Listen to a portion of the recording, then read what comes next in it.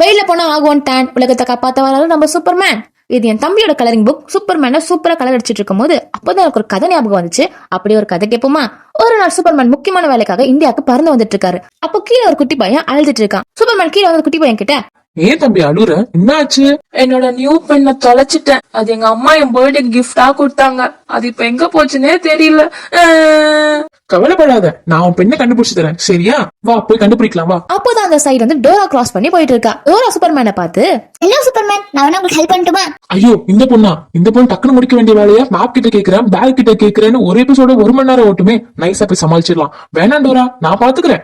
Superman எல்லாமே plan பண்ணி பண்ணோம். டேய் தம்பி, உன் பெண் எப்படி இருக்கும்? அது கிரீன் கலர்ல இருக்கும், சூப்பரா இருக்கும். எனக்கு கண்டுபிடிச்சு கொடுங்க. பாருங்க சூப்பர்மேன், கிரீன் கலர் பெண்ணு மட்டும் நீங்க எங்க போய் தேடுவீங்க?